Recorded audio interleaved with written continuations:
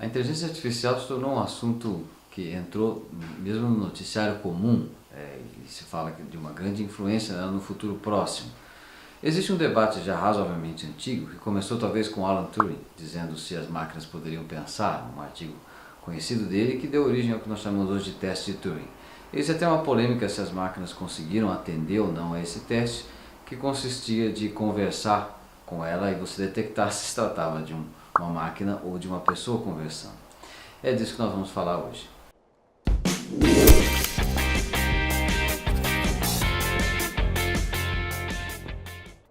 O que nós chamamos de inteligência artificial, ela se divide em uma infinidade de técnicas variadas, mas atualmente o que tem sido pesquisado mais intensamente é o conjunto das redes neurais e várias variações das redes neurais artificiais. Como que funciona uma rede neural? Só para você recapitular.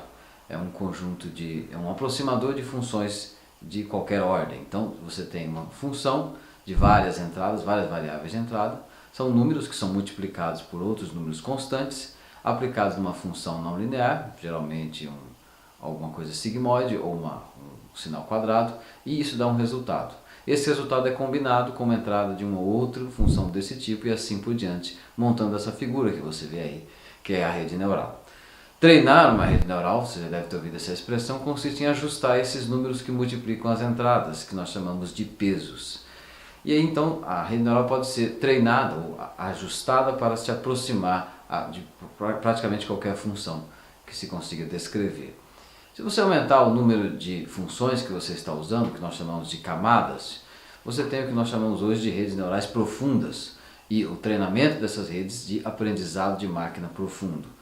Deep Learning, na sigla em inglês, que você vai encontrar uma infinidade de material a respeito. As aplicações são muitas, mas são famosas aplicações, por exemplo, de reconhecimento de caracteres, em que você mostra uma sucessão de vários caracteres escritos à mão e fornece a resposta correta sobre que caractere é aquele. Um programa de otimização que ajusta os pesos, corrige esses pesos da rede neural para que a resposta da rede adivinhe que caractere é que está sendo mostrado numa imagem quando foi apresentada uma outra imagem que não seja exatamente aquela. A graça da rede neural é que funciona por um processo numérico de otimização e que você não descreve perfeitamente o que você está treinando. Por exemplo, eu não preciso dizer para detectar um caractere R, equações do que é o caractere R, de que ele tem uma reta de um lado, uma reta inclinada de outro e uma parte de uma circunferência. Você simplesmente mostra sucessivas fotos do R e sucessivas respostas dizendo se aquilo é um R ou não. E esse tipo de raciocínio é generalizado para infinitas aplicações até onde nós sabemos.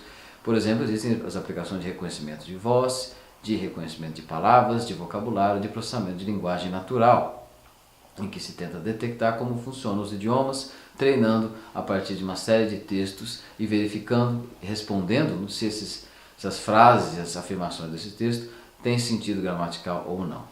O debate é longo e você provavelmente se lembra de algumas décadas atrás, quando houve uma polêmica em relação ao xadrez, por exemplo, do famoso computador da IBM, o Deep Blue, contra, na época, o enxadrista mais conhecido e mais bem ranqueado, o Kasparov.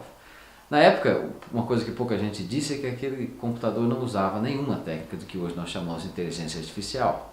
Ele fazia uma busca em banco de dados e uma otimização usando programação clássica. E hoje, na tecnologia de hoje, os programas mais avançados de xadrez conseguem ganhar de qualquer enxadrista profissional. Existem outras fronteiras de teste, por exemplo o jogo Go, que é muito mais complicado para os computadores. A razão para isso é uma questão combinatória. Na verdade, o número de jogos possíveis variando as posições das peças no xadrez é muito grande, mas o de Go é muito maior. Então é tudo uma questão de você conseguir lidar com um volume maior de informações. A minha geração se acostuma muito com aquele sucesso de bilheteria que foi o Exterminador do Futuro. Nós lembramos lá do Schwarzenegger fazendo um papel de um robô vindo do futuro. Talvez o pessoal mais novo se lembre do filme Matrix, né? Em que aí a máquina é não substanciada por aquele sotaque austríaco esquisito, que não tem nada a ver com a máquina, mas com um homem de meia idade, dizendo que ele construiu a realidade em que nós vivemos. Ainda existe na comunidade de entusiastas um debate se a inteligência artificial vai produzir uma transformação social muito grande ou é mais uma ferramenta tecnológica, por mais revolucionária que seja. Eu vou deixar aqui algumas ideias que estão no ar a esse respeito. Existe até um debate famoso aí entre o Elon Musk e o Mark Zuckerberg sobre esse assunto, alguns considerando que a inteligência artificial seria perigosa, outros que não. Eu costumo fazer a seguinte piada: imagine você ser perseguido pelo Exterminador do Futuro com uma escopeta atrás de você e acaba a bateria dele depois do segundo tiro. Esse tipo de metáfora não é completamente tola, pelo seguinte motivo, eu vou dizer. Nos seres vivos e os seres que nós consideramos parcialmente inteligentes, o processamento e o consumo de energia acontecem no mesmo lugar. O sistema nervoso central disponibilizam a energia que eles estão usando para as reações que nós associamos à ideia de inteligência de pensamento no mesmo lugar em que esses processos acontecem. Isso completamente diferente de qualquer proposta de inteligência artificial que nós construímos.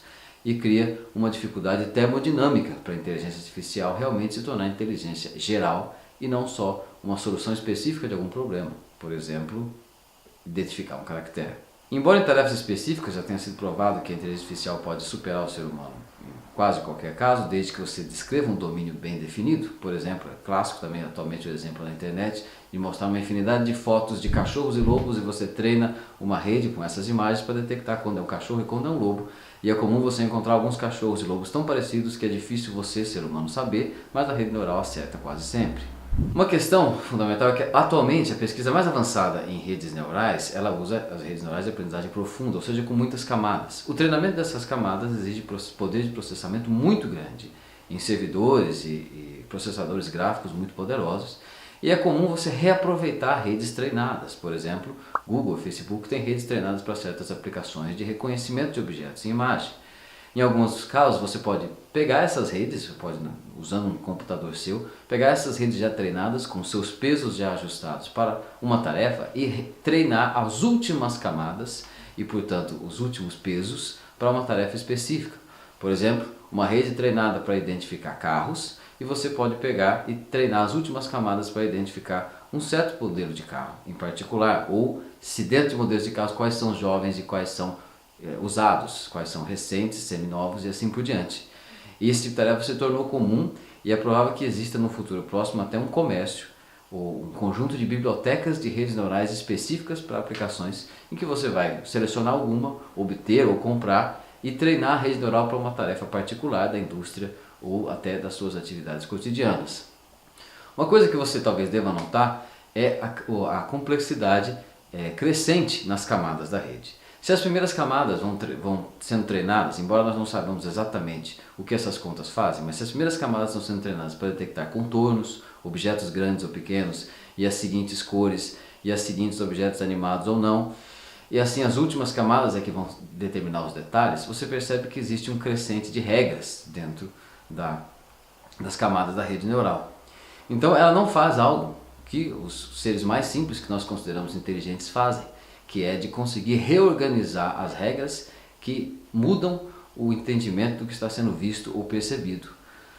Se você mudar completamente as regras que fundamentam o que é o objeto grande ou pequeno, as condições de luz, por exemplo, esse tipo de raciocínio vai se tornar muito complicado de ser treinado pela rede neural. Você teria de acrescentar muitas camadas de forma explosiva.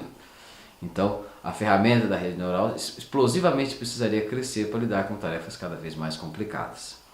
O meu chute, eu vou dizer aqui alguma coisa bastante polêmica para muitos entusiastas, é de que nós consigamos artificialmente reproduzir a inteligência de seres naturais até o limite em que esses seres apresentam um sistema nervoso hierárquico, um sistema nervoso em que existem partes que controlam outras, partes que são centralizadas por outras. O limite, então, da inteligência artificial dentro desse meu chute é provavelmente um polvo. O polvo é um animal menos inteligente ou menos complexo, mas que apresenta um sistema nervoso central. Por exemplo, um animal como um cachorro ou como um mamífero qualquer, dificilmente, ou na minha opinião, impossivelmente seria reproduzido na sua inteligência completa. Óbvio que do ponto de vista de capitalismo e tecnologia, existe uma revolução a vir, que é de que uma infinidade de tarefas que hoje ainda não são automatizadas, especialmente específicas, serão automatizadas. Imagine, por exemplo, uma situação de você vai a uma lanchonete comprar um lanche.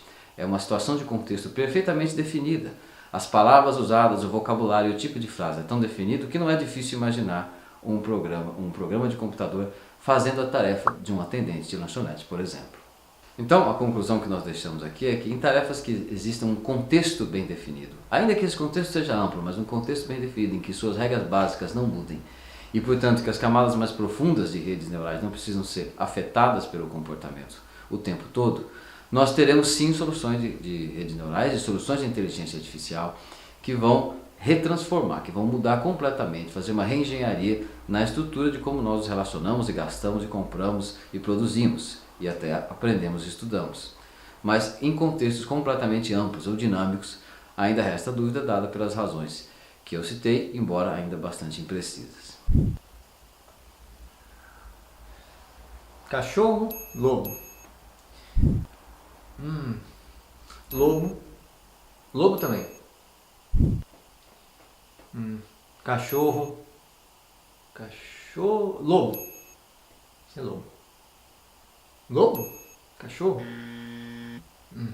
Se você gostou deste vídeo, não se esqueça de se inscrever no canal, de um joinha e pode comentar sugestões ou dúvidas.